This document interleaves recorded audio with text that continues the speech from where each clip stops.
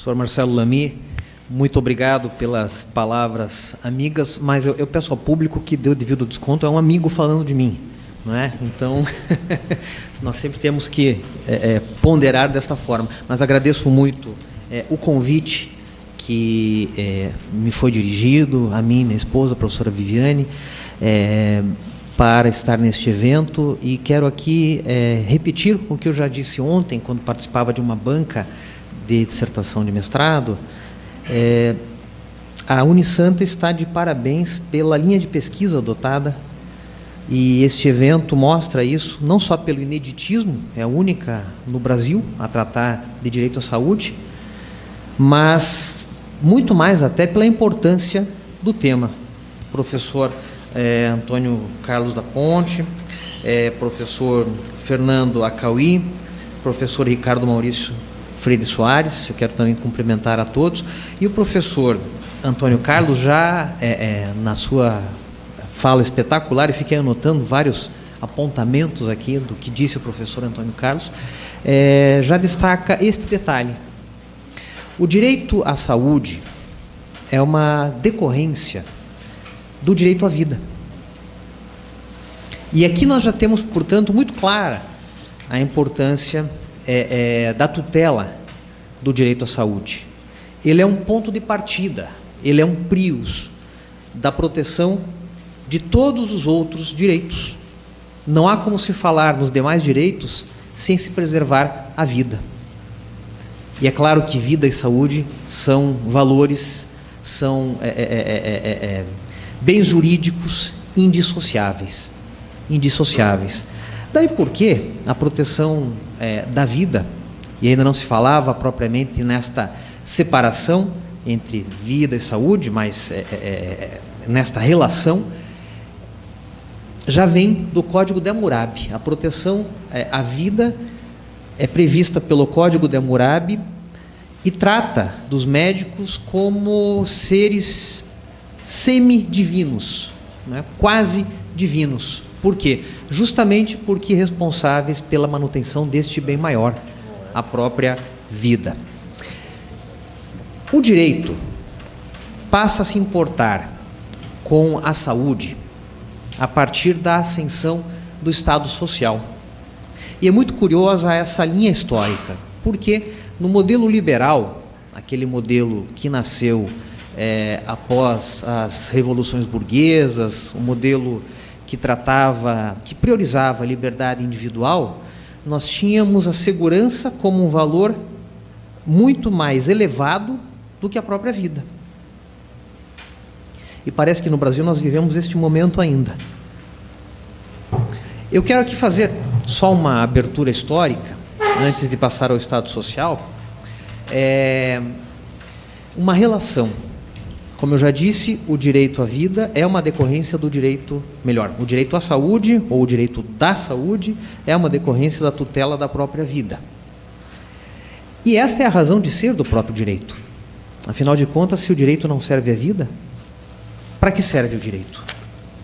Então, quando nós damos esta prioridade ao direito à saúde, nós estamos vendo no direito e também no Estado, e aqui eu sigo na minha linha histórica, porque o Estado passa a se preocupar com a saúde apenas mais tarde, no modelo de Estado social, visando socorrer uma crise momentânea do capitalismo a partir do final do século XVI, início do século XVII, em que começava a faltar mão de obra, porque as condições de trabalho eram absolutamente insalubres, em minas de carvão, à frente dos fornos, afinal, era a época da primeira Revolução Industrial, que se fazia com o uso da máquina a vapor, da energia a vapor, multiplicando a força e portanto, permitindo manufatura de produtos com uma força que o homem jamais alcançaria, não fosse a máquina.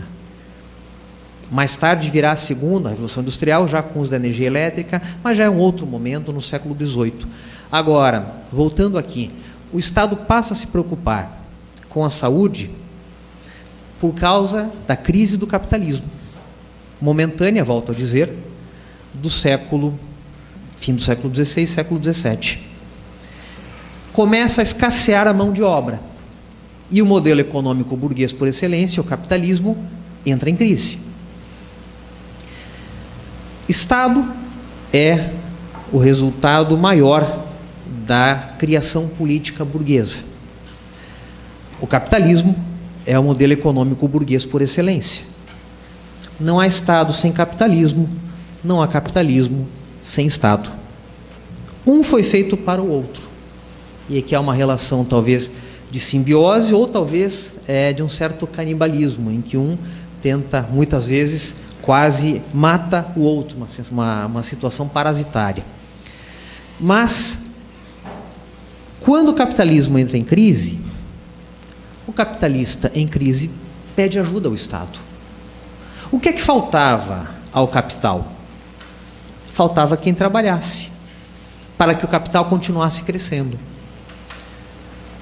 O capitalismo tem digamos assim, tem este mal atávico, tem este atavismo. O capitalismo sempre tem que crescer. Por vezes mais, por vezes menos, né? E nós percebemos até que os países mais desenvolvidos são aqueles que têm uma taxa menor de crescimento, mas mais estável. Agora, em maior ou menor taxa, né, se nós pegarmos Dinamarca, por exemplo, cresce 0,6% ao ano, mas se nós pegarmos a China, que tem que crescer cerca de 9% ao ano no seu PIB, então o capitalismo sempre tem que crescer. Se ele não cresce, ele regride. Lá no século XVII, o capitalista em crise pede ajuda do Estado para ter mão de obra. E aqui entra a teoria da mais-valia, que é conhecida de todos. Quem trabalha, trabalha para enriquecer o capital, trabalha para enriquecer os outros. Como faltava mão de obra, o capitalismo começa a caminhar para trás, entra em crise. E o Estado socorre o modelo capitalista desta forma, proporcionando saúde. Mas saúde à classe proletária, que era atingida, né, pelas mazelas desta forma de produção de riqueza. Então o Estado, e o Estado, vejam, ele passa a se preocupar com a saúde, o professor Antônio falou muito bem, não porque há uma bondade do Estado, ou não por caridade. Aliás, o Estado de caridoso também não tem nada. O Estado passa a se preocupar com a saúde para, volto a dizer, socorrer uma crise do modelo econômico imperante. Muito bem.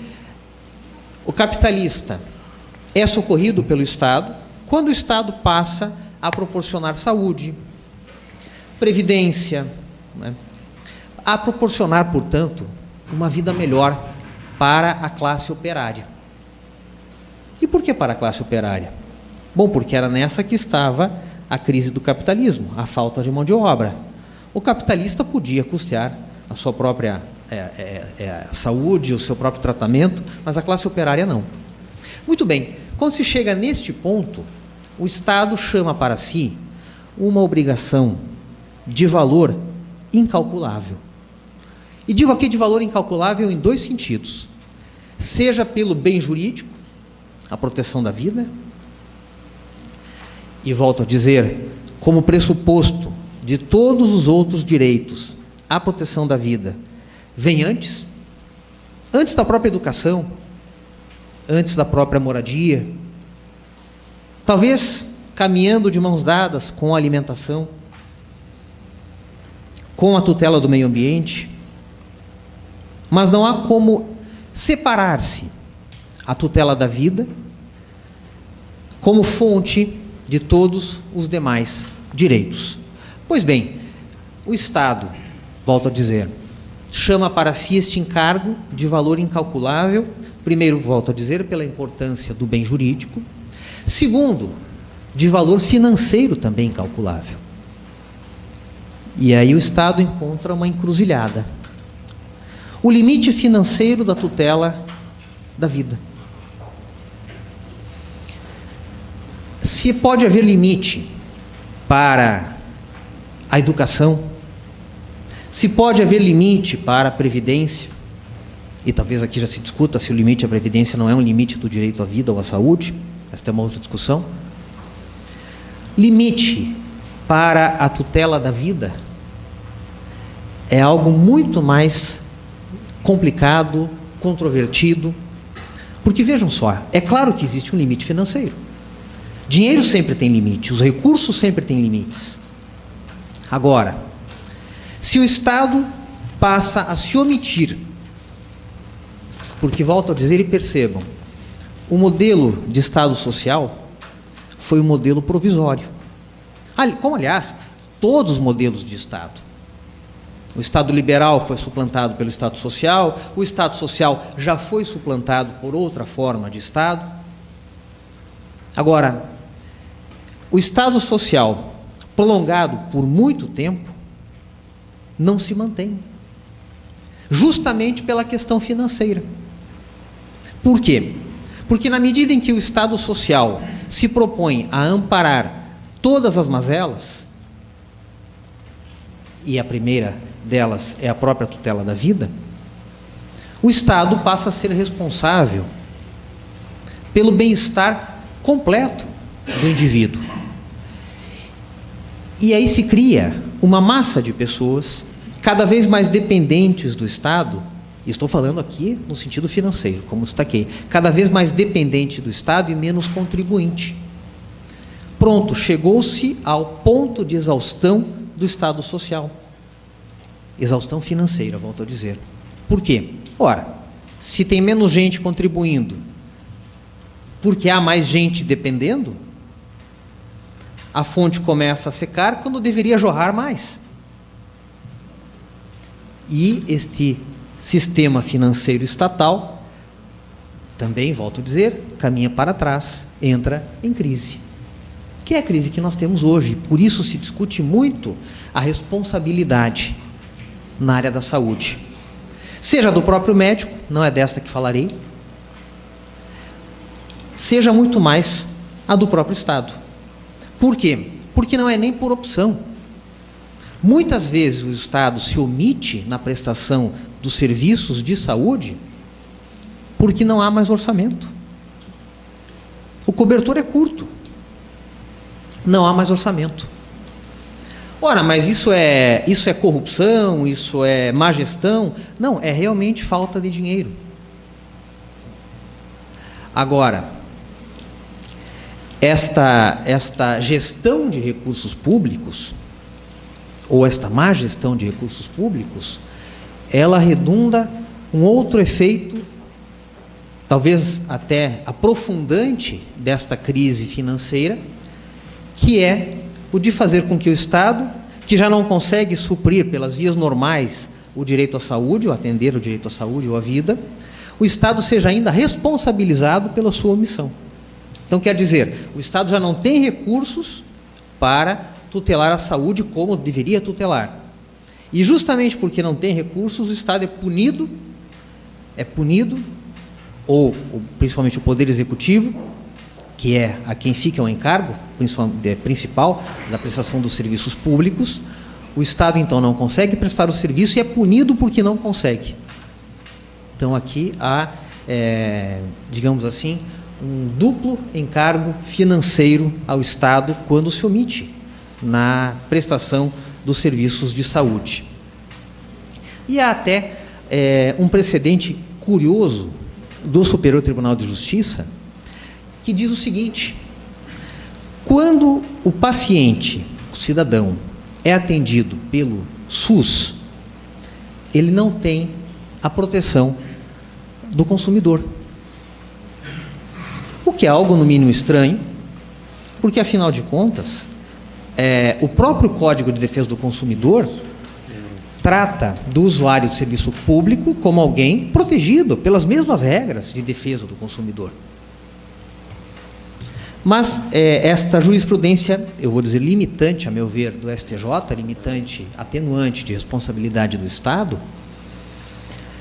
ela coloca o paciente como mero usuário e não como consumidor do serviço público de saúde. E qual é a justificativa? É porque o serviço não é diretamente pago pelo usuário. Ora, mas é pago pelos contribuintes, justamente para que o usuário consiga ter o serviço tão bem prestado quanto o serviço particular.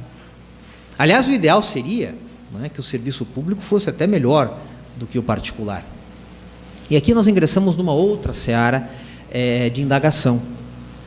Até que ponto a ideia de universalidade dos serviços públicos não está obstaculizando o atendimento completo do direito à saúde?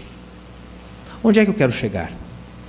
Até que ponto a noção de que os serviços públicos são prestados para todos, de forma indistinta, até para aqueles que têm plano de saúde ou podem pagar um plano de saúde, até que ponto esta noção não está impedindo que aqueles que não podem pagar tenham acesso a uma saúde digna? Esta seara de indagação cria uma relação curiosa entre a saúde privada e a saúde pública. Por quê? Porque se a pessoa que tem condições e tem seu plano de saúde privado é atendida pela rede pública, é claro que a rede pública deve cobrar este atendimento do plano privado. E por que é claro?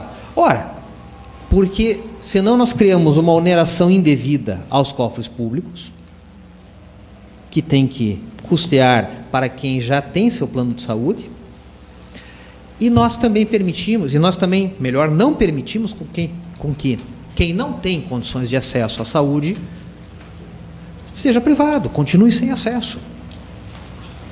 Então, nesta medida, o Estado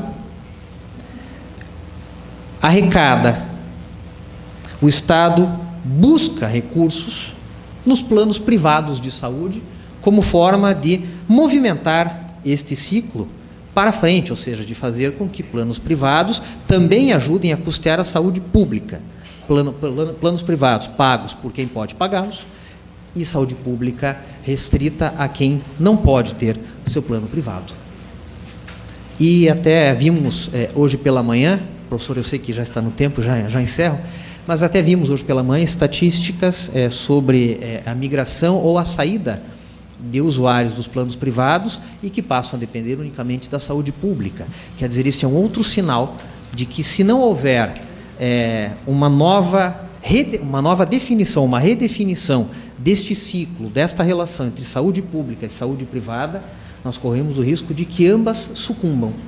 E aí, voltando ao início da minha fala, o próprio direito à vida fica em risco. Eu agradeço a atenção de todos. Muito obrigado.